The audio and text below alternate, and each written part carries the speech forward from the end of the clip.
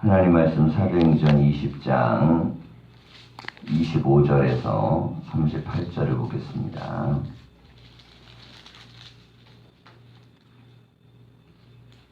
기도하겠습니다. 보라, 내가 여러분 중에 왕래하며 하나님의 나라를 전파하였으나 이제는 여러분이 다 내 얼굴을 다시 보지 못할 줄 아노라. 그러므로 오늘 여러분에게 증언하거니와 모든 사람의 피에 대하여 내가 깨끗하니 이는 내가 꺼리지 않고 하나님의 뜻을 다 여러분에게 전하였습니다. 여러분은 자기를 위하여 또는 온 양떼를 위하여 생가라. 성령이 그들 가운데 여러분을 감독자로 삼고 하나님이 자기 피로 사신 교회를 보살피게 하셨느니라. 내가 떠나온 후에 사나운 이리가 여러분에게 들어와서 그 양떼를 아끼지 아니하며 또한 여러분 중에서도 지가들을 끌어 자기를 따르게 하려고 어그러진 말을 하는 사람들이 일어날 줄을 내가 아노니 그러므로 여러분이 이를 깨어 내가 3년이나 밤낮 쉬지 않고 눈물로 각 사람을 훈계하던 것을 기억하라. 지금 내가 여러분을 주와 및 그 은혜의 말씀에 부탁하노니 그 말씀이 여러분을 능히 든든히 세우사 거룩하게 하심을 입은 모든 자 가운데 기업이 있게 하시리라. 내가 아무의 은이나 금이나 의복을 탐하지 아니하였고 여러분이 아는 바와 같이 이 손으로 나와 내 동행들이 쓰는 것을 충당하여 범사에 여러분에게 모범을 보여 준 바와 같이 수고하여 약한 사람들을 돕고 또 주 예수께서 친히 말씀하신 바 주는 것이 받는 것보다 복이 있다 하심을 기억하여야 할지니라. 이 말을 한 후 무릎을 꿇고 그 모든 사람들과 함께 기도하니 다 크게 울며 바울의 목을 안고 입을 맞추고 다시 그 얼굴을 보지 못하리라 한 말로 말미암아 더욱 근심하고 배에까지 그를 전송하니라. 아멘. 인사하겠습니다. 말씀 안에 복된 하루가 되십시오. 나와 되십시오. 밀레도에서 에베소의 장로들을 모아 마지막 권면의 말씀을 하는 장면인데요. 바울은 자기의 달려갈 길, 곧 예수를 있게 받은 사명을 위해서 생명을 다할 것이다. 자, 이렇게 이제 말을 했습니다. 그러면서 이 권면의 말을 하는데요. 25절 이하를 보면 보라, 내가 여러분 중에 왕래하며 하나님 나라를 전파하였으나 이제는 여러분이 다 내 얼굴을 다시 보지 못할 줄 아노라 그랬습니다. 이 마지막 이제 인사가 되는 것이죠. 자, 이 마지막 인사 가운데 26절은 오늘 여러분에게 증언하거니와 모든 사람의 피에 대하여 내가 깨끗하니 그랬습니다.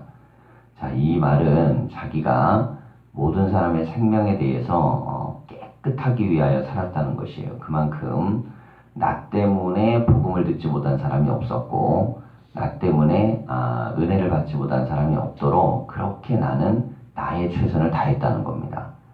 이게 나의 최선을 다했다는 게 굉장히 중요하죠. 왜냐하면 이 듣는 사람의 입장에서 복음을 못 들었기 때문에 바울이 나에게 복음을 안 전해줘서 혹은 말씀을 안 가르쳐줘서 성경을 지도해주지 않아갖고 나는 하나님 앞에 내가 믿음을 갖지 못했다. 이런 일은 적어도 나에게 생기지 않았다는 거예요. 그러니까 적어도 나는 내 책임은 다했다는 겁니다. 자, 이렇게 이제 말하기가 쉬운 건 아닌데 그만큼 이렇게 되기 위해서 이제 노력을 했다는 것이죠. 자, 그러면서 27절 보면 이는 내가 꺼리지 않고 하나님의 뜻을 다 여러분에게 전하였습니다 그랬습니다. 자, 꺼리지 않았다는 건 뭐냐면 다른 거 신경 쓰지 않고 오직 말씀 전하는 것을 최선을 다했다는 것입니다. 자, 그러면서 여러분은 자기를 위하여 또는 온 양떼를 위하여 삼가라 그랬어요. 자, 여기에 이제 에베소의 장로라 하면 이것은 이제 일종의 교회의 지도자, 목사들을 얘기합니다.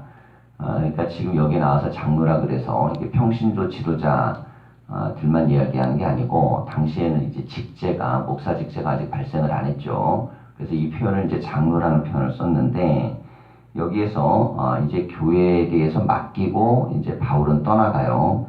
그때 양떼에 대해서 이렇게 얘기합니다. 자기를 위하여 또는 온 양떼를 위하여 그랬어요.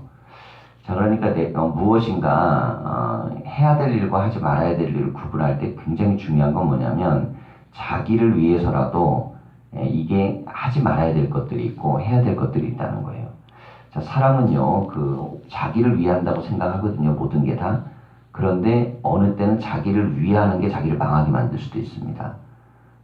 자기가 이게 나에게 좋은 거야. 근데 나중에 그게 망하게 될 수도 있고, 그리고 내 걸 선택했는데 나중에 그게 나에게 불이익이 될 수도 있어요.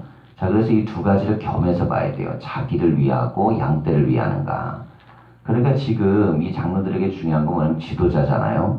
지도자에게 가장 중요한 면이 있습니다. 그건 무엇이냐면 자기도 위해야 되고 자기가 지도력을 행사하는 사람들도 함께 위해야 돼요. 이 두 가지 원칙이 딱 맞아 떨어지면 그 대부분 좋은 선택입니다. 자, 그런데 이 선택에 있어서 양떼를 떼놓고 자기를 위하는 생각을 가지면 이것은 지도력이 현저하게 무너집니다. 자, 그런데 이 양떼는요, 기본적으로 주인에 대한 이 밀착과 그리고 친밀감이 굉장히 강하겠죠. 그렇기 때문에 압니다. 우리가 이제 예를 들어서 무엇이 발달하지 않는 경우에는 또 다른 능력이 발달하는데, 갓난아기들 같은 경우는 좀 지적 능력이나 이런 것들이 발달되어 있지 않죠. 대신 무엇이 발달하면 본능, 촉각 이런 것들이 굉장히 발달합니다. 그러니까 정서적으로 거기에서 느꼈던 게 평생 이 아이의 인생을 결정해버려요. 그러니까 예를 들어서 엄마가 아이를 갓난아기 때 사랑으로 품고 안아주고 하는 게 이게 온몸으로 전달이 되는데 그런 것들이 거꾸로 전달이 안 됐어요. 그럼 애기에게 머리로 가르쳐 준 건 아니에요. 난 너 지금 귀찮아. 그런데 아이는 이걸 안 배웠는데 아이는 평생 그 한을 참고 살 수 있습니다. 왜냐하면 인식이라는 거, 이것은 단순히 뇌를 통해서 이루어지는 것만은 아니에요. 이 온몸을 통해서도 감각적으로 다 이게 반응할 수 있습니다. 자, 그러니까 무엇을 우리가 해나갈 때 선택이라는 문제, 이 두 가지를 다 할 수 있는 게 쉽지 않습니다. 자기를 위하고 양떼를 위하는 거. 그런데 이럴 수 있으니까 또 지도자를 세운 거예요. 자, 이제 우리 같은 경우는요, 사람이 우선 세워지고 나서 훈련되는 경우들도 많습니다. 보통 이제 사회생활이라는 게 결혼하고 자식 낳고 부모가 된 후에 배워나가요. 군대 가서 군이 무슨 입대하고 나서 군생활도 배웁니다. 그러니까 되고 나서 배우는 것들이 많아요. 그럼 반드시 겪는 게 뭐냐면 이 시행착오를 겪습니다. 자, 바울이 지금요, 이제 밀레도에서 에베소 장로들을 불러서 권면할 때 지금 굉장히 단호한 지도력을 얘기해요. 왜 그럴 수밖에 없냐면 지금은 시행착오를 하면 안 되는 때이기 때문에 그렇습니다. 자기가 있었을 때는 좀 부족하면 자기가 가서 채워주고 그리고 만들어주고 이렇게 가르쳐 줄 수 있지만 지금 상태에서 만일 시행착오가 또 생긴다면 이건 심각해지겠죠. 그래서 아주 단호하게 얘기합니다. 자신을 위해서, 양떼를 위해서 그 모든 것들을 잘 삼가서 뭘 해야 되고 하지 말아야 될지를 구별을 잘하라는 겁니다. 이제 지도자, 바울이 없을 때 사람들은 이 모든 나머지 사람들에게 바울 같은 지도력을 기대하게 돼 있어요. 제 동기 목사가 이제 청주에서 개척하고 지금 한 150명 이상 모이게 그렇게 성장을 했습니다. 그럼 굉장히 교회를 성장을 열심히 시킨 거예요. 지하의 교회에서 시작을 했기 때문에 이게 이제 예배당도 크게 짓고 그리고 나름대로 이제 의미 있고 또 건강한 목회를 합니다. 근데 한 번은 이제 저한테 그런 얘기를 하는 거예요. 뭐냐면 이전에는 교인들이 나에 대한 기대감이 그렇게 크지 않았다는 겁니다.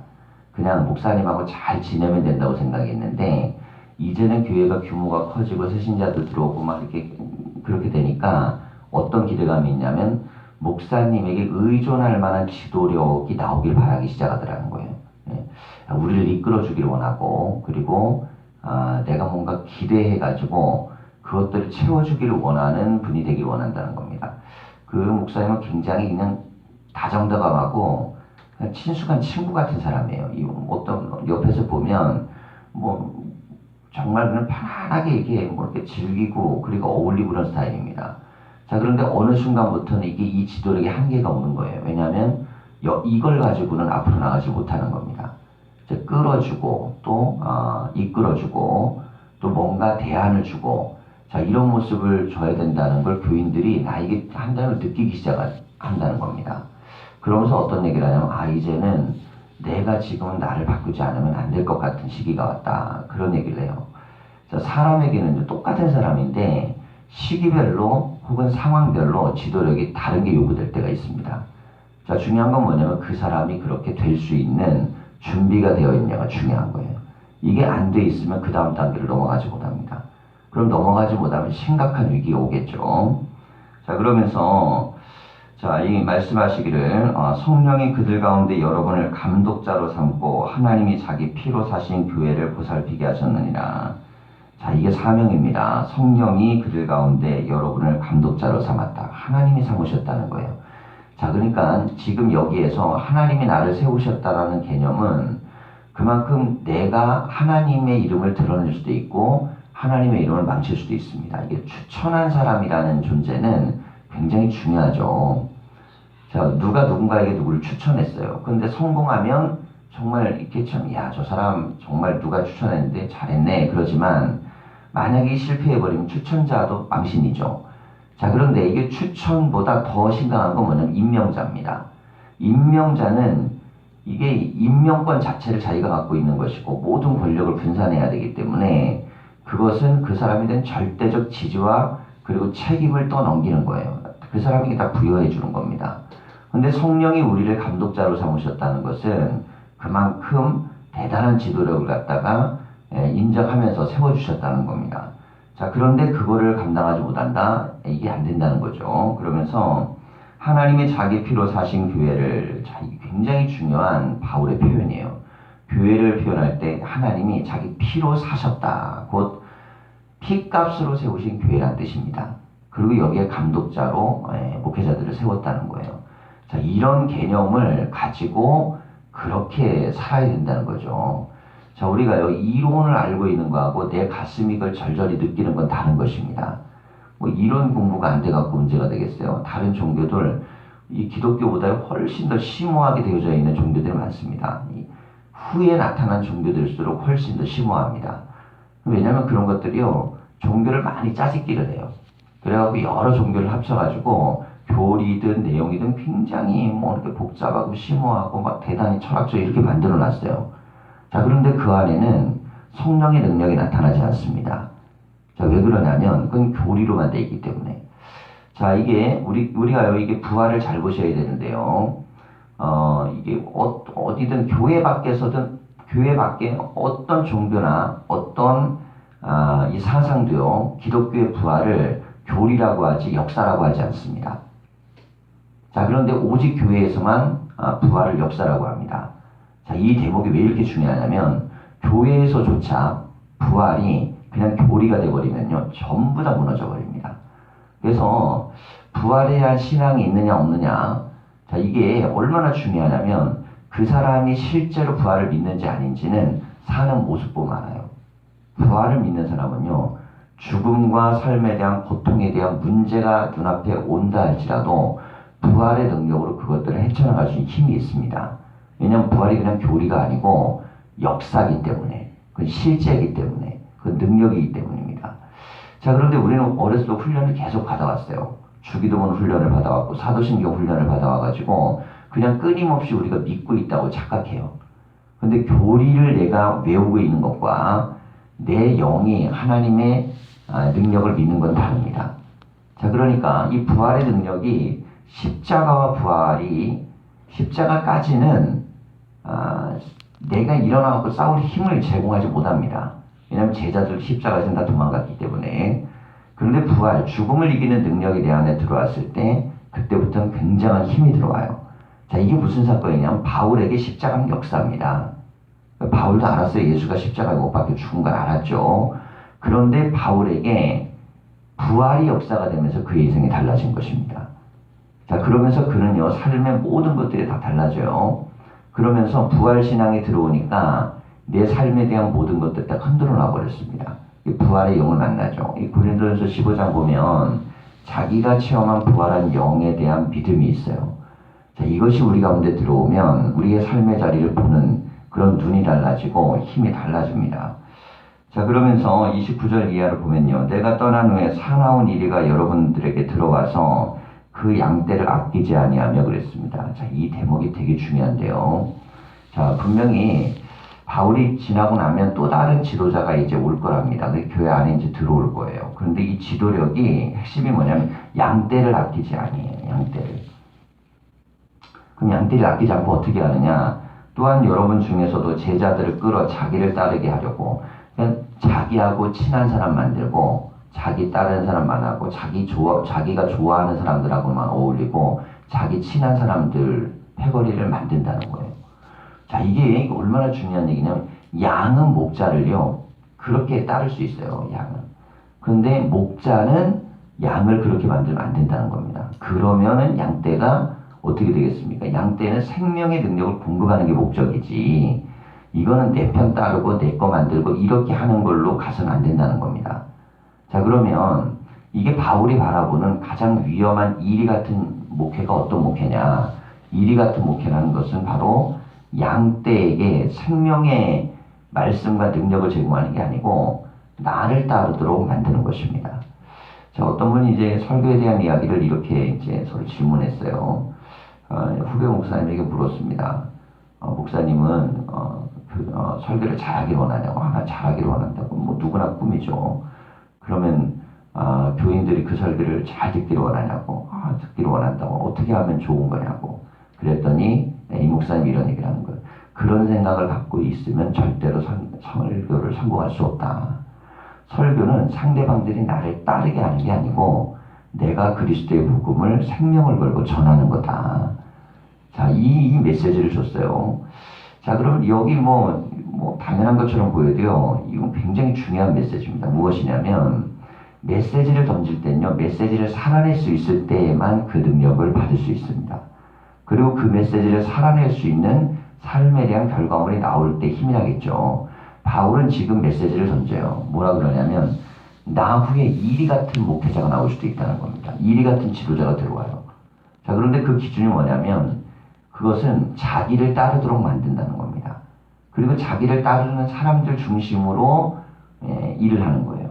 여러분, 교회는요, 목사가 나를 따르는 사람 만드는 게 아니고 목사가 주님을 따르는 교인을 만드는 것입니다.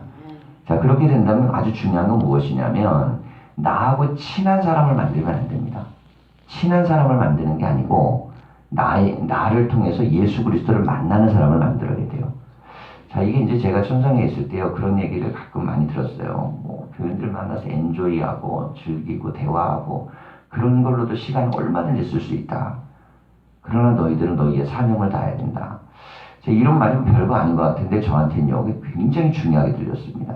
근데 왜냐면 제가 맡은 아이들 자체가 어른들을 맡은 교구면요, 뭐 만나서 차 마시고 대화하고 이럴 수 있거든요. 근데 내가 그때 부임했을 때 약속한 게 있어요. 내가 아이들을 포기하지 않고 어른들 목회로 넘어가지 않겠습니다. 그럼 재미 하나도 없습니다. 왜냐면 어른들 목회에 넘어가야 그래도 명절에 사과 한 박스라도 받아요. 근데 이거 애들하고 있으면요, 명절 되면 제가 나올 때까지 3년 정도 있었는데 이 집사님들이 눈치 보면서 갖고 와요. 교사들이. 왜? 혹이라도 다른 사람들 보면 어떨까? 그러면 아주 단편적인 예지만 이게 교육 목사라는 자리가 어떤 자리냐면 기본적으로 빚도 안 나고 보여줄 것도 없고 남는 것도 없어요. 목회 나갈 땐 더더욱 그렇습니다. 왜냐하면 흔적이 남지 않기 때문에 이렇게 나중에 목회 자리가 날려 그래도 이 감리교에서는 목회 자리가 가장 안 나는 데가 교육 목사예요. 그러니까 어떻게든 탈출하려고 합니다. 자, 근데 제가요 그때 이 선생님들이 했던 말, 그게 저에게는 가장 큰 이 가슴에 못을 박는 말이었어요. 뭐였냐면, 선생님들이 그러는 거예요. 어차피 우리는 목사 안 믿는다. 얼마 안 있으면 교구로 갈 거 아니냐. 목사님들이 와서 부흥시키겠다는 거 우리는 다 거짓말이라고 생각한다. 노골적으로 얘기를 하는 거예요. 제가 그때 느꼈어요. 목사들이 다 거짓말쟁이가 돼 있구나. 목사들은 다 제 밖을 찾아가는 사람이 돼 있구나. 목사들이 전부 다 자기가 좋은 것들을 따라가는 걸로 교인들은 이렇게 얘기하고 있구나. 그러니까 선생님들이 목사를 안 믿는데 여러분 그 부서에 들어가 있는데 애들이 목사를 믿겠습니까? 그냥 좋기만 한 거예요. 그냥 좋게 즐겁게 지내다가 지도력을 따르고 생명력을 따르고 그렇게 안 합니다. 자, 그런데 그때 제가 단호하게 이렇게 얘기했어요. 제가 이 교회를 떠날 때까지는 아이들을 놓지 않겠습니다. 저는요, 제가 그렇게 선택할 수 있었던 중요한 이유가 있습니다. 무엇이냐면 여러분 이 삶의 자리는요, 어떤 자리에든 간에 양떼를 위해서 목사가 존재하는 거지 목사를 위해 양떼가 존재하는 게 아닙니다. 자, 교회를 위해서 이 목사가 존재하는 거지 목사를 위해 교회가 존재하는 게 아니에요. 이 앞뒤 순서가 똑같은 말 같지만 전혀 다른 말입니다. 전혀 다른 말이에요. 뭐 예전에 뭐 심할 경우는 저는 이런 말 들어봤어요. 예. 아유 시골에 계신 할머니들 하는 헌금도 뭐 작은 것 같아도 그렇잖아 짭짤해. 이게 무슨 무당이나 하는 말이나 하는 거죠. 예. 이게 뭔 말입니까? 그런 것들이 들어가고 결국에는 내가 사례비 쓰고 하는 데 있어서 그런 것들이 다 된다는 거예요. 자, 그런데 이게 과연 이런 말들이나 표현들이 정당한 것인가? 저는 그런 말을 듣고 정말 막 경악을 했어요. 근데 이런 생각들을 가지고 있는 사람들이 지도력을 발휘하고 있다는 것. 물론 그런 경우는 거의 소수겠지만은 중요한 건 무엇이냐면 정말 이리 같은 존재의 사고방식을 갖는 사람이 있습니다. 여러분 우리가 믿음의 삶을 살아갈 때요. 중요한 것은 하나님의 교회에서 어떤 믿음을 가지고 살까. 이건 뭐 평신도 지도자들도 마찬가지입니다. 자, 바울이 지금 우리에게 주는 마지막 권면 같은 생각을 갖고 살아야 돼요. 자, 그러면서 30절에 보면 또한 여러분 중에서도 제자들을 끌어 자기를 따르게 하려고 어그러진 말을 하는 사람이 일어날 줄을 내가 아노라 그랬어요. 자, 이게 무슨 말입니까? 지금 이제 바울이 보니까 이리만 들어와가지고 교회를 막 이렇게 만드는 게 아니고 내 말을 듣는 당신들 중에서도 그런 사람들이 일어날 수 있다는 거예요. 자, 결국 뭐냐면 내 패거리를 만드는 게 중요한 거예요. 교회 안에도 들어가면요 꼭 패거리가 있습니다. 패거리가 왜 발생하느냐? 이게 패를 만들어야 돼 자리가 좀 굳건해져요. 패거리라는 게 다른 거 아닙니다. 친한 사람들의 무리. 근데 이 친한 사람들의 무리가 친한 건 괜찮아요. 얼마나 좋습니까? 사람이 다 당연히 친해야지 살아갈 수 있죠. 그런데 자기들의 친분을 통해 갖고 모든 일을 해결합니다. 누구 장로님, 누구 권사님, 누구 집사님, 누구누구는 다 친해. 그래서 거기는 어떤 사안에 있어서 자기들끼리 다 통해. 이렇게 되면 교회는 부서지는 거예요. 여러분 교회는 친분으로 가면 안 되고 하나님의 뜻이 무엇인가를 분별할 수 있는 은혜가 있어야 됩니다. 자, 이렇게 갈 수 있도록 만들어야 되는데 밖에서 들어온 사람도 그렇고 안에 있는 사람들도 그렇고 그런 식으로 한다는 거죠. 그래서 교회 안에 들어갔을 때 가장 불행한 교회가 어떤 교회냐면 이런 교회입니다. 실제로. 교회 안에 들어가면 패거리들 중심적으로 교회가 가는 거예요. 근데 우리는 두려워해야 됩니다. 왜냐하면 우리도 패거리가 굉장히 강한 교회예요. 예. 왜 패거리가 많냐? 안으로 모이는 집합력이 너무 강해요. 그래가지고 우리는 모여가지고 자기들끼리 모이는 힘이 너무 강해서 밖에 사람들이 들어와 섞일 수 있는 것들이 굉장히 빈약한 교회입니다. 그러다 보니까 부흥도 안 된 거예요. 그러다 보니까 그것이 성장도 안 된 것입니다. 자, 이거 우리끼리 사이는 나쁘지 않기 때문에 좋은 것처럼 보이지만 문제는 우리끼리 좋은 것처럼 보이지만 다른 무리가 섞이지 못하도록 만들어버리기 때문에 그건 나쁜 거예요. 교회는 여러분 언제나 새 생명을 향하여 열려있고 그 힘이 바깥으로 더 많이 나가야 됩니다. 그러니까 교회가 안으로 모이는 힘보다 밖으로 나가는 힘이 더 강해야 되는데 제가 보면 가장 나쁜 목회가 뭐냐? 안으로 모이는 힘이 강한 겁니다. 안으로 모이는 힘은요. 그건 안 해도 돼요. 왜냐하면 알아서 갑니다. 알아서. 예전에 제가요. 처음 와서 여기서 그 총동원 줄 이제 뭐 하기 전에 우리가 정규 수련했죠. 그때 중요한 멘트가 한마디 저한테 문자로 왔어요. 뭐냐면 이제 목사님 없어도 해낼 수 있겠네요. 자, 이게 뭐냐면 우리끼리 해도 충분히 할 수 있다는 멘트였어요. 자, 그것을 딱 받았을 때 그 멘트는 되게 중요한 멘트입니다. 뭐냐면 그 정도로 결속력이 있어요. 목사가 관여하지 않아도 큰 걸 해낼 수 있어요. 근데 이건 거꾸로 얘기하면 무슨 뜻이냐면 굉장히 위험하다는 뜻입니다. 왜냐면 그 정도로 능력이 있어요. 그런데 아무것도 못 해냈잖아요. 그 능력이 있는데 부흥이 되기를 했습니까? 그 능력이 있는데 뭐 이렇게 교회를 조금이라도 변화시키기를 했습니까? 못했죠. 그 이유가 뭔지 아세요? 안으로 결집하는 능력. 이게 정균수는 안으로 결집하는 능력이거든요. 그러니까 그걸 통해 가지고 역량을 확인한 거예요. 대단한 걸. 그런데 그 역량이 아무리 대단해도 생명을 살리는 능력으로 오히려 그게 나가지를 못해요. 자, 그것들을 깨기 위해서 제가 2년 동안 죽도록 노력을 했습니다. 모든 에너지들을 안에 있는 걸 깨려고. 그런데 끊임없이 안으로 들어옵니다. 끊임없이 안으로 들어와 갖고 안에서 뭉치려고 그러고 안에서만 하려고 그러고 이것이 굉장히 나쁜 교회입니다. 교회는요, 안으로 뭉치려는 힘이 아니고 생명을 살리고 영혼을 살리는 사역적으로 계속 나가야 됩니다. 자, 이 공부방하고 우리가 샌드위치 사역이 가장 중요한 교회 사역이 됐죠. 공부방이 가장 중요한 건 안의 힘이 바깥으로 나가는 겁니다. 바깥으로 나가서 그래서 이 바깥에 있는 사람들이 교회 안에 들어올 수 있는 새로운 문을 연 거예요. 자녀를 통하여 부모들이 들어올 수 있는 길을 열고 자녀들이 들어온 길을 열고, 자, 이런 사역을 만들어내기 위해서 온몸을 정말 불사르듯이 했습니다. 왜냐하면 도저히 교회가 어떤 걸로 뚫어낼 수가 없는 거예요. 너무 안으로만 뭉치려고 그러고 자기들끼리만 좋으려고 그러고 그 힘들이 너무 강력해서 하물며 목사가 설 자리가 없어요. 예. 그러니까 제 이전에 있는 목사님들은요, 대부분 제가 보기엔 다 타협하고 목회한 거예요. 그냥 그러니까 교인들이 바람 맞춰주고 원하는 대로 하고 그냥 즐거워하고 그냥 어울리고 몇 사람하고 차 마시고 대화하고 뭐 농담하고 그래도 시간은 갑니다. 사례비 나오고 뭐가 문제예요. 그래서 교회가 다 부서진 겁니다. 수십 년이 됐어도 아무 영향력이. 그런데 도처에 그런 교회가 깔려 있습니다. 왜냐하면 편하거든요. 여러분, 교회는요 편해갖고는 안 됩니다. 목사가 편하다 그럼 교회는 죽은 거예요. 이미. 목사는요 죽도록 힘들어야 됩니다. 그렇게 돼야 교인들이 은혜를 받고 그래야 교회는 성장하게 돼 있어요. 여러분, 이렇게 되는 것에 대해서 바울은 지금 뭐라 그러냐면 자기의 삶에 대한 이야기를 그렇게 얘기합니다. 31절 보면 그러고는 여러분이 일깨운 내가 3년이나 밤낮 쉬지 않고 눈물로 각 사람을 훈계하던 걸 기억하라 그랬습니다. 3년 내내 밤과 낮이 없었어요. 쉬지 않고 했다는 겁니다. 자, 이걸 한 이유가 뭘까요? 교회를 든든히 세우는 겁니다. 그리고 자기는 언젠가 떠나가요. 자, 그러니까 자기는 꼭 여기에 머물러 있는 사람은 아닙니다. 또 가고 또 사역지를 갑니다. 그런데 중요한 건 뭐냐면 마지막 가는 그 순간까지도 지금 어떻게 합니까? 쉬지 않는 열심을 가지고 가르치는 거예요. 훈계하는 것입니다. 자, 이렇게 하면서 지금 내가 여러분을 주와 및 그 은혜의 말씀에 부탁하노니 이 말씀이 여러분을 등이 든든히 세우사 거룩하게 하심을 입은 모든 자 가운데 기업이 있게 하시리라. 지도자가 제대로 세워져야 교회가 간다는 겁니다. 그러니까 교회에서 이제 지도자 한 명만 정말 잘 나와줘도 돼요. 그러니까 지도자가 어떤 지도자입니까? 생명을 살리고 영혼을 구원하기 위한 몸부림이 있어야 됩니다. 그 힘이 우리 가운데 일어나지 않으면요, 교회는 못 갑니다. 여러분, 우리는 침묵해 모이는 모임이 아니에요. 누누이 말씀드리지만 이걸 깨지 않으면 그러면 교회는 못 나갑니다. 끊임없이 우리는요, 깨야 돼요. 뭘 깨냐면 안 된다는 생각을 깨야 됩니다. 못했다는 생각을 깨야 돼요. 어떻게 해서든 간에 우리가 생명을 살리고 구원하는 경험을 해야 되고, 그건 내 몸을 갖고 내 마음을 갖고 하면 하나님은요 열어주시는 겁니다. 그러니까 그런 지도자가 나와야 된다고 지금 바울이 이야기를 하고 있어요.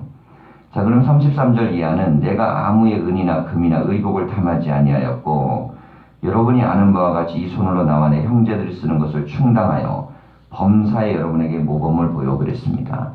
자, 본을 보였다는 것이죠. 수고하고 약한 사람을 돕고 또 주 예수께서 친히 말씀하신 바 주는 것이 받는 것보다 복이 있다 하심을 기억하여야 할지니라 그랬습니다. 그러니까 뭘 받으려고만 하지 말고 오히려 더 많이 주라는 겁니다. 자, 이게 이제 저에게도 목회에서 되게 중요한데요. 목회를 하면 이런 생각을 저는 합니다. 뭐냐면 여러분 지금 뭐 일당 뭐 예를 들어서 이제 마디를 하기 위해서 새벽부터 일거리 나가는 분 있죠. 그럼 뭐 10만 원도 받고 이렇게 합니다. 그러면 토요일 주일 빼고 뭐 이렇게 해가지고 혹은 뭐 일주일 내내 한다 그래도 그분들이 받는 거요 다 합쳐갖고 뭐 비 오고 이렇게 못 받죠. 그러면 뭐 한 달에 200만 원, 250만 원 이렇게 법니다. 그런데 굉장히 고통스럽고 힘든 일도 많이 합니다. 자, 그거에 비하면 목사는요 놀고 먹는 겁니다. 저는 그렇게 생각합니다.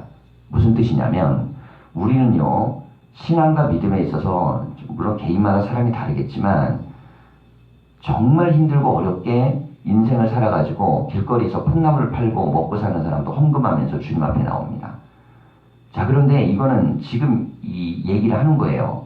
바울이 뭐라 그러냐면 너희들이 받는 것보다 훨씬 많은 걸 주지 않으면 안 된다는 거예요. 그건 나쁜 목회라는 겁니다. 자, 그러니까 받으려고 생각하는 거 그거보다 훨씬 많이 줘야 돼요. 그럼 그 기준을 뭘로 해야 되느냐? 교인의 삶을 기준으로 해야 돼요. 교인이 수천만 원씩 다 벌 줄 아는 사람에게서 모이는 사람은요, 그 레벨과 모든 걸 같이 맞춰 살아도 됩니다. 그런데 교인이 그렇지 않고 삶의 이 자리에서 버는 돈이라든지 노동의 효과라는 것이 그렇지 못하면요, 그것만큼 살아내가고 비슷한 수준의 모습으로 그것들을 가지 않으면 안 되는 거예요. 그건 나쁜 짓이에요. 그런데 여러분 우리가요 제가 보면 이게 뭐 어차피 목회 얘기가 나왔으니까 한국교회에서 목회에 대한 어떤 그 사례에 대한 기준은요 그거는 교인들에 대해서 내가 이걸 받아도 되는 것만큼 내가 열심히 사는가 이게 아니고 무엇이냐면 다른 사람은 얼마 받는데 나는 얼마 받는 거예요. 이런 건 아주 나쁜 생각이에요. 왜 그러냐면 현장과 삶의 자리는 다릅니다. 삶의 자리에 들어가면요 정말 배고프고 힘들고 어려운데도 치열하게 5천원 만원 하루에 그렇게 남겨가면서도 사는 사람도 있는 것이고 그리고 새벽부터 밤까지 죽도록 일하면서 사는 사람들이 있어요. 제가 리모델링 할 때 집사님들하고 같이 여기서 같이 일했잖아요. 한 달 넘게 이분들은 자기 일을 못하면서 그러면서 여기에서 자기 리모델링 다 했습니다. 그리고 나서 그 부분에 일정의 부분 아예 교회에서 사례를 안 받은 분도 있고 그리고 받은 부분을 또 다시 헌금으로 돌려갖고 배포하기도 했습니다. 그러면 거기에다가 뭐 이런 거예요. 여기서 일한 일 대가 안 받았죠. 나중에 헌금은 헌금대로 됐습니다. 물론 여건이 됐으니까 했겠죠. 그러나 중요한 건 뭐냐면 자세입니다. 자세. 그동안 저는 사례비 다 받았어요. 무슨 의미냐면 제가 그때 느꼈어요. 교인은 이렇게 교회를 사랑하는데 목사인 내가 이 사람들이 감당할 수 있을 것만큼 더 해내지 못하면 그건 가짜다. 교인들은 자세가 다 돼 있습니다. 모든 걸 다 헌신할 자세로 돼 있고 새벽부터 밤까지 충성을 다하고 모든 걸 다 헌신할 자세들이 돼 있어요. 뭐 이렇게 뭐 오셔갖고 장로님들도 일하고 할 때 얼마나 헌신 많이 하고 자기들 최선을 다하고 다 했습니다. 그러면서 제가 보면서 그러는 거예요. 야, 자기의 삶의 시간도 장소도 모든 것도 깨뜨려가면서 그러면서도 하나님 앞에 헌신하고 뭐 엄청 힘들죠. 그런데도 저녁에 예배 와서 예배 자리에 와가지고 막 피곤한데 와서 사역하고 어느 때 와서 금요철 할 때 와갖고 저녁도 못 먹습니다. 가족들이 전부 다 찬양인도 그럴 때 그러면서도 그들은 합니다. 그런데 이게 뭐냐면요 이게 바로 사명이에요. 자 그러면 보세요. 돈 받고 하는 목사하고 안 받고 하는 집사하고 그럼 목사가 집사보다 못하다? 그럼 개떡 같은 목사인 거예요. 그런데 이게 우리 한국교회에 지금 벌어지고 있는 엄청난 일들입니다. 여러분 어차피 목사 얘기를 바울이 지금 한 거니까요. 이거는 여러분 제가 그만큼 살고 있기 때문에 얘기를 하는 게 아니에요. 그건 무슨 뜻이냐면 이건 누구나가 다 똑같은 얘기고 그런 교회가 되려고 또 성도들도 같이 노력해야 그래만 교회는 좋은 교회가 되는 거예요. 그러니까 우리가 기준에 있어서요. 큰 교회 뭐 나름대로 뭐 사례비 많이 받고 제대로 살고 그런 목사님들이 많죠. 근데 그분은 그 교회 사정과 여건이 있는 거고 우리의 삶의 자리에서 바라보고 주어야 되는 건 그래서 중요한 건 뭐냐면 교인들도 그런 각오와 마음들을 가지고 있을 때 교회도 또 사는 겁니다. 그래서 언제나 받으려고 하는 마음보다는요 주려고 하는 마음을 가져야 됩니다. 제가 이 말씀을 드린 이유는 제 얘기를 하려고 그러는 게 아니에요. 교인들의 마음속에도 내가 주려는 마음이 더 크면은 절대 교회에서 문제 안 생깁니다. 갈등도 안 생기고 어려움도 안 생겨요. 근데 받으려고 하면 그때부터 문제가 생기는 거예요. 자 그러면서 이 말을 한 후에 무릎을 꿇고 그 모든 사람들과 함께 기도하니 다 크게 울며 바울의 목을 안고 입을 맞추고 다시 그 얼굴을 보지 못하리라 한 말로 말미암아 더욱 근심하여 배에까지 그를 전송하니라 그랬습니다. 자 마지막 인사하는 그 대목에서도 굉장히 무거운 얘기를 하고 가는 거죠. 그냥 고맙다 그러고 수고했다 그러고 이때까지 당신들 없었으면 안 됐을 거라 그러고 그렇게 떠나도 좋죠. 그런데 바울은요 양떼를 생각하는 거예요. 당신들 정신 똑바로 차려라. 생명 걸어라. 목숨 걸어라.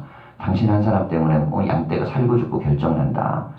여러분 이런 각오로 여러분의 속회에서 또 여러분들의 전도 대상자를 향해 그리고 여러분들의 모임을 위해서 그런 모임을 향하여 가져야 됩니다. 그래야 교회는 사는 것입니다. 이것이 바울에게 우리 주는 권면이고 우리 교회는 그런 교회가 돼야 돼요. 우리 교회는 딴 교회를 닮아가려고 그런 게 아니고 그냥 성경을 닮아가려고 하면 됩니다. 성경의 말씀을 닮아가려고 그러고 이렇게 기준이 돼야 그게 교회지. 그렇지 않다 그러면 그러면은 무너지는 교회가 되는 것입니다. 오늘도 말씀으로 우리가 기도의 제목을 잡는데 여러분이 말씀이 우리 가운데 들어오고 또 우리의 고백이 다 될 수 있기를 간절히 축원합니다. 기도하겠습니다.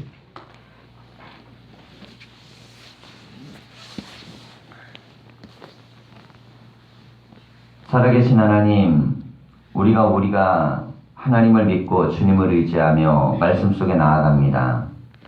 어린아이 하나, 또 하나님 중심에 있지 않은 사람들, 하나님 언제나 우리의 관심과 눈은 안을 향하기보다 밖을 향하게 하여 주시고 하나님 교회의 부흥과 성장을 위해서 내가 해야 될 몫과 하나님 내 역할들을 감당할 수 있는 은혜를 더하여 주셔서 하나님 은혜교회는 안으로 모이는 힘보다 밖을 향하여 전도하는 능력의 역사가 커지는 교회가 되게 하여 주시옵소서. 우리끼리만 모여 즐겁고 재밌고 기쁜 교회로 점점 더 무너져가지 아니하게 하여 주시고 우리는 우리의 힘을 깨 생명을 살리고 영혼을 구원하며 하나님 나라를 확장하는 교회의 능력으로 일어서게 하여 주시옵소서. 오늘 바울이 양떼를 생각하라고 했던 것처럼 하나님 우리 교회 안에는 많은 양무리들, 특별히 새신자들, 또한 어린아이들, 새 생명들이 끊임없이 아버지 하나님 앞에 나아오고 있습니다. 하나님 교회가 그것을 생각하는 교회가 되게 해주시고 주의 일을 감당하는 재단이 되게 하여 주시옵소서.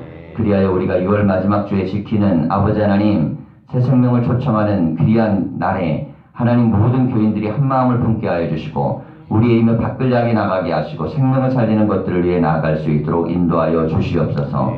귀한 물질을 드리며 기도하는 제목마다 응답이 있게 하시기로 원하오며 예수님의 이름으로 기도하였습니다. 아멘.